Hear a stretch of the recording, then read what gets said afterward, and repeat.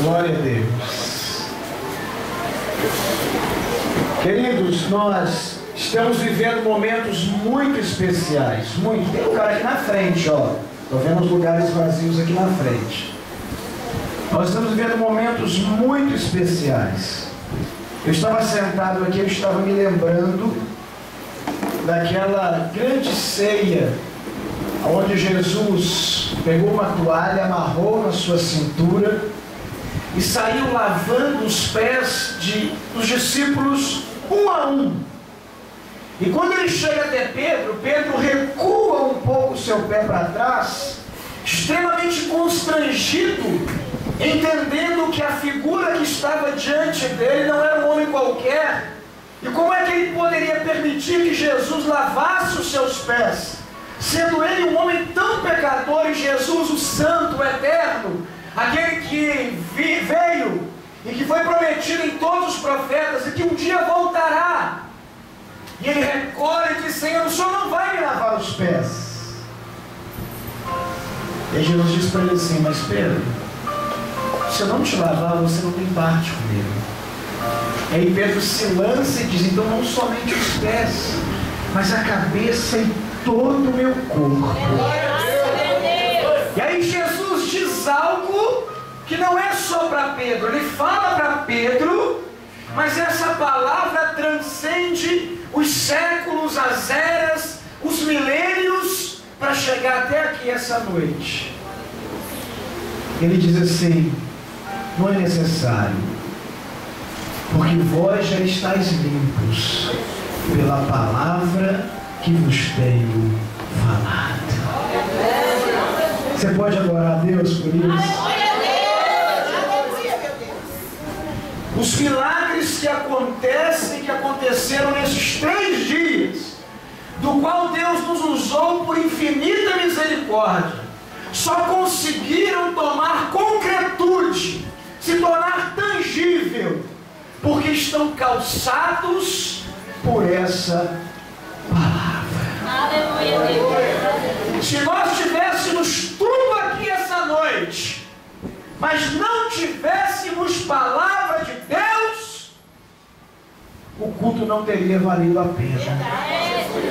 Eu não estou falando ter um pregador famoso, eu estou falando ter a palavra de Deus. Muito bem.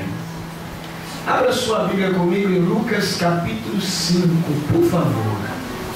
Lucas capítulo 5. Eu gosto muito de ler Lucas, porque Lucas ele é muito criterioso ao escrever. Lucas não foi um dos 12 que andou com Jesus. Não, Lucas não estava entre os 12.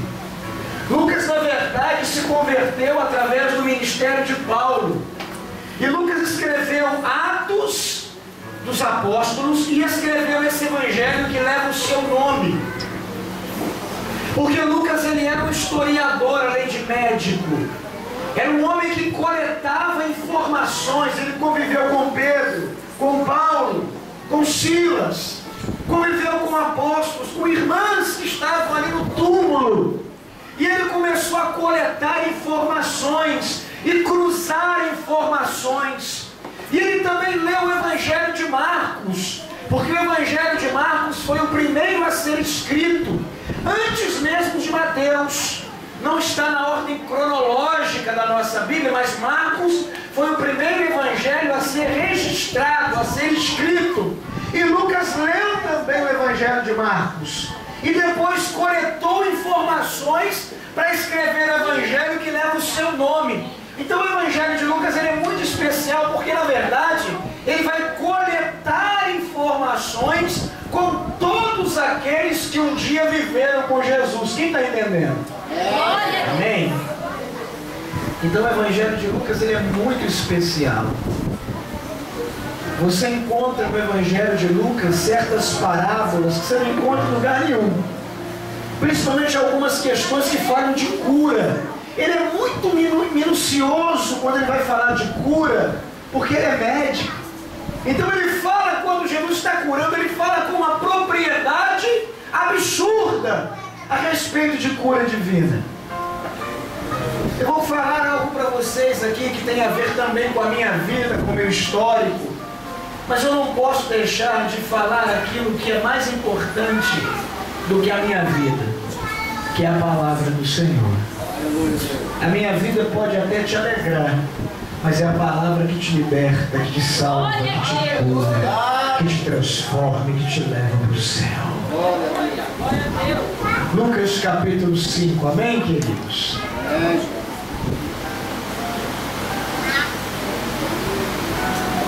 E aconteceu que, apertando Jesus uma grande multidão para ouvir a palavra de Deus, estava ele junto ao lago de Genazaré, ou Genezaré, em outras traduções.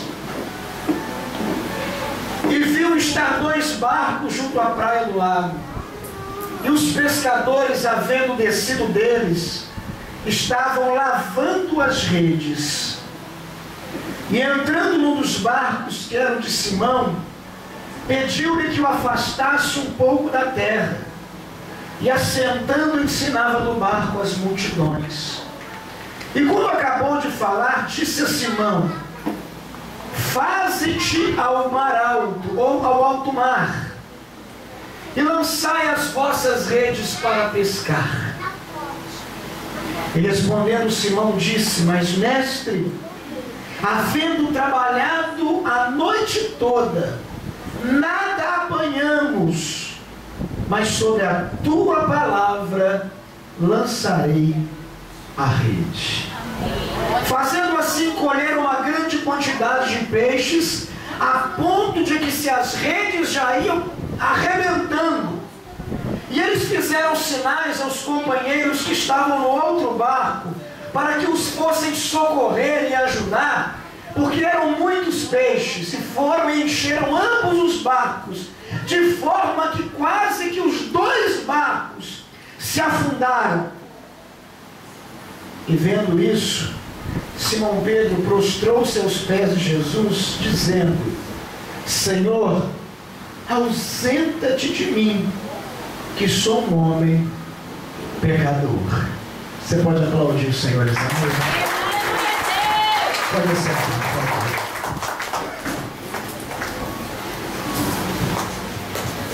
Meus irmãos, esse texto ele me impressiona e ele me fascina, porque Lucas, extremamente cuidadoso, deixou para nós detalhes extremamente significativos a nós que desejamos ter uma vida de comunhão com Deus, mas acima de tudo obter uma vida de sucesso extraordinário. Porque você não foi chamado para ter uma vida mediana, você não foi chamado para ter uma vida aonde simplesmente você passa pela vida sem que a vida passe por você. Mas eu acredito que todos quanto aqui estamos fomos chamados para ter uma vida extremamente abençoada, extremamente significativa, e uma vida em que poderá inclusive ser contada pelas gerações futuras. Você imaginou alguém há alguns anos, até mesmo quando nós não mais estivermos aqui, for citar o exemplo de um cristão vitorioso e ele contar a sua história? Você já imaginou se daqui a 100 anos, se Jesus não voltar, alguém subir no púlpito desta igreja para dar um testemunho de um homem que andou com Deus, de uma mulher que andou com Deus, e contar exatamente a tua história? Eu quero dizer que isso é possível. Basta que eu e você andemos com Deus dentro da sua palavra. Aleluia, Deus.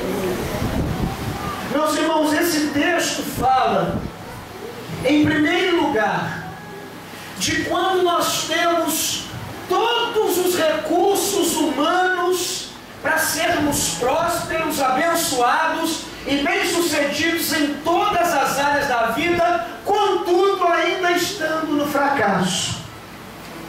Porque esse texto fala de homens que viviam a sua vida toda para a pesca. Pedro era pescador, mas o pai de Pedro era pescador, e o pai do pai de Pedro era pescador. Eles tinham barcos, eles tinham toda a ciência da pesca à sua disposição, eles tinham as redes para pescar, eles tinham o mar onde havia peixe, mas faltava-lhes uma coisa: faltava-lhes direção. Porque eles tentaram pescar a noite toda e nada apanharam. E quando Jesus está no barco e mostra para eles exatamente o lugar em que a rede deveria ser lançada, é que eles puxam trazendo uma grande pescaria. Isso demonstra para mim e para você que não basta nós termos todos os instrumentos. Eu talvez esteja pregando aqui essa noite para pessoas que têm formação acadêmica, que têm loja, que têm comércio, que têm emprego, que têm empresas, que têm um casamento, que têm tudo para ser bem sucedido, para ser bem sucedida, e que talvez a única coisa que lhe falte é o Jesus no barco, dando a direção aonde você vai lançar a rede. Porque ainda que tenhamos à nossa disposição todos os mecanismos, se faltar a direção, faltou tudo. Você sabe o que significava lançar a rede no mar de novo? Significava correr o risco de sujar a rede, arrebentar a rede de novo e não pegar nada de novo, e ter que voltar para a praia e consertar tudo de novo. E Pedro falou para Jesus que ele estava cansado. Eu trabalhei a noite toda, Jesus, deixa eu ir embora. Mas sobre a tua palavra eu vou arriscar. Sobre a tua lançarei as redes. Amém? E aí eles chegaram lá. E aí Jesus apontou o lugar de lançar a rede. E eles lançaram. A Bíblia diz que eles puxaram tantos peixes, pastor, que foi necessário chamar os barcos dos companheiros. E eles foram distribuir o peixe para tudo quanto é barco. Mas era tanto que mesmo dividido com os outros barcos, a Bíblia diz que parecia que os barcos iam a fundo de tanto. Mas não era peixe só. Pensa comigo, olhe para mim um pouquinho, vou terminando. Aqueles peixes não eram só peixes. Aqueles peixes eram o aluguel. Porque eles iam vender para pagar as contas. Era um presentinho da criança. Era aquela conta atrasada. Era aquilo que eles sonhavam. Era de repente um barco